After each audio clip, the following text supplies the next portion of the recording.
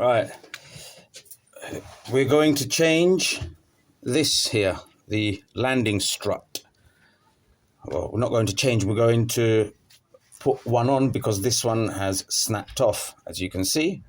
With the supplied screwdriver, we just take off the little Phillips screw and it should come out.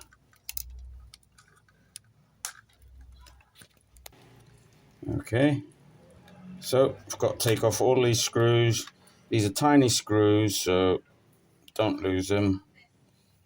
Okay, don't need to see me undoing all of these screws. Okay, so we've taken out all the screws and now we just lift this bit out.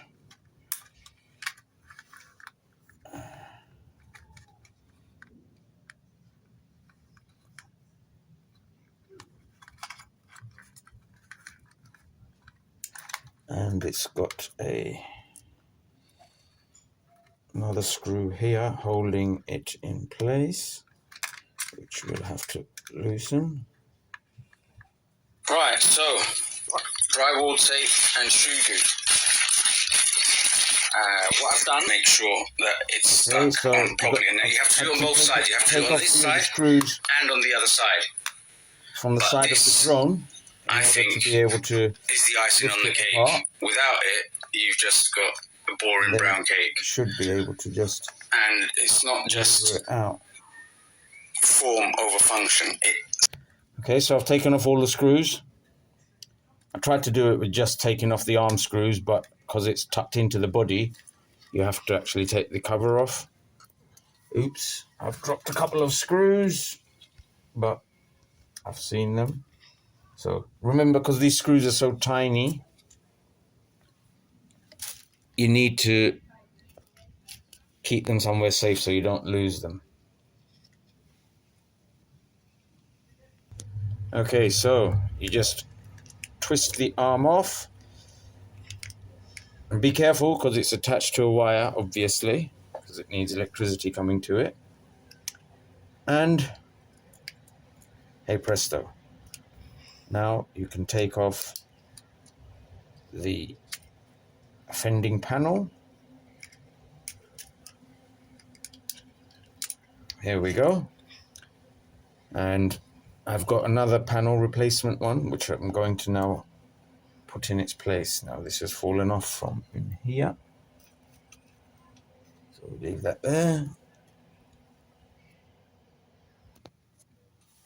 Now this is the E88 drone, which I bought for £3.09 a little while before I bought the E99 drone, which is the one that's already been opened. And this, like I say, I only flew it once, and on its very first flight I managed to take it up and down. On the second flight I flew it straight into my leg and it's never flown again.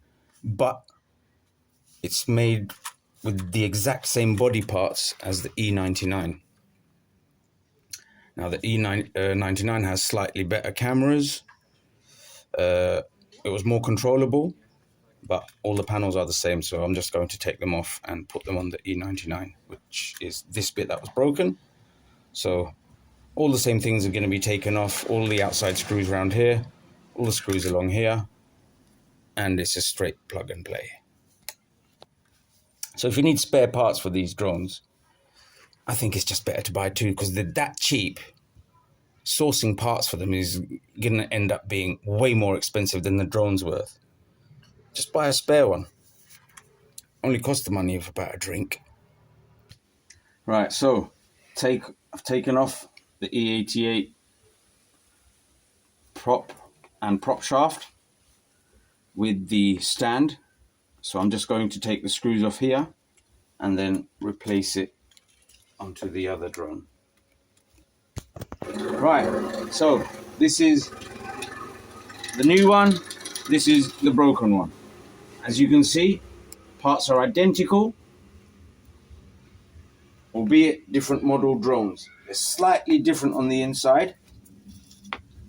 E99 has 3 of these, whereas E88 has 4. Okay. Right. When closing this back up, just ensure the wires are going round the back of this piece here, these two fitting posts, and also around the hole here. Otherwise, you could potentially catch the wires, pinch them, and create a short. There we go, that's all done. And just reattach the screws.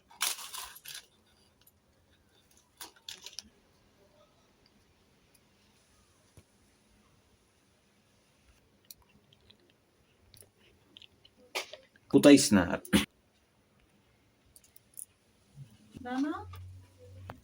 Alright, so just putting the cover back on. Now I find it easier to do it this way. Just make sure it all lines up correctly. Those plastic washers that are on the inside of the other unit, if you try and put it in this way, they're going to fall off, as just happened.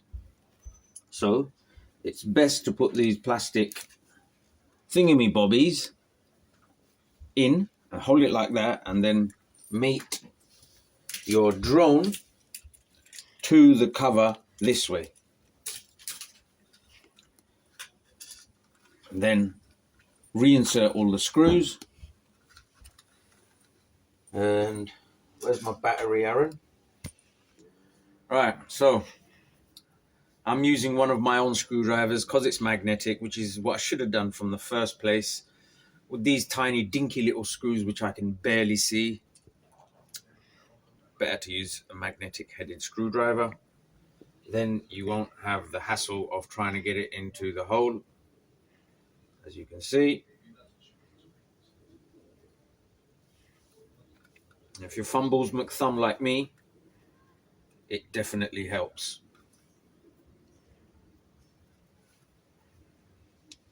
And I've got terrible eyesight, as my kids keep reminding me. Keep saying, Dad, you're as blind as a bat. But bats can see, can't they? They've got echolocation. Okay?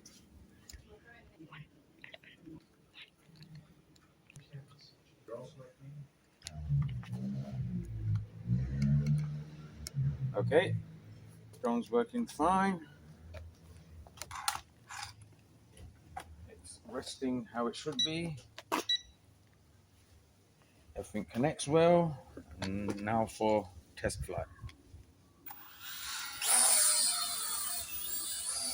Oh, it's now actually better balanced because the weight is equal.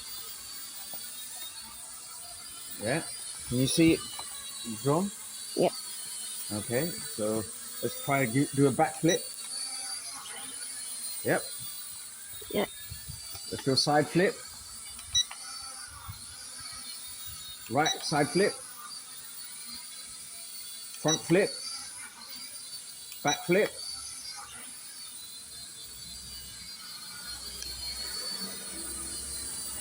Okay. Okay, let's do a couple of more flips. Back flip. Front flip. Whoops. Okay, right side flip or barrel roll. Left barrel roll. Another right barrel roll. Another left barrel roll. Front flip.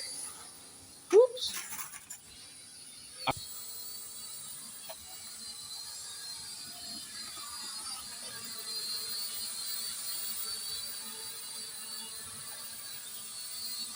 So we haven't really got so much pitch control. But it's a prop. We've got a little bit of roll. So we haven't got roll control. We've got pitch and yaw.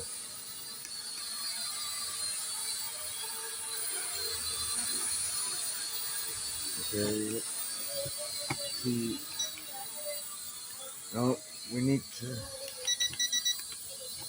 There we go. Now it's in speed flight mode.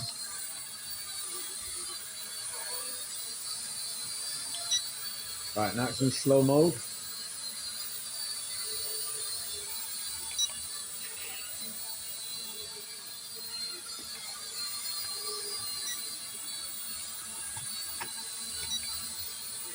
Okay, seems like we're getting the loitering right.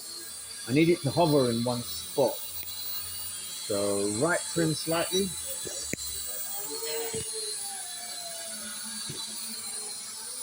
Drone off. There we go. Okay, so that was the auto takeoff function. Now let's get it a bit higher up. Okay, now let's do a back flip. Let's do a front flip. Let's do a right barrel roll.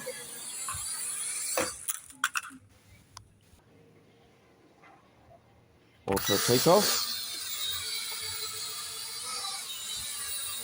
It's in slow flight mode. It's drifting to the left, so we want to trim it to the right. And it's drifting back a bit, isn't it? Yep. Now it's drifting to the left. We don't want it drifting over people's nice, shiny new cars. Okay. Now it's not drifting back, but the battery's running down. There, it landed by itself. That means we're out of juice. Now let's see if it reacquires. No, it's not reacquiring. So that means this battery didn't have enough charge.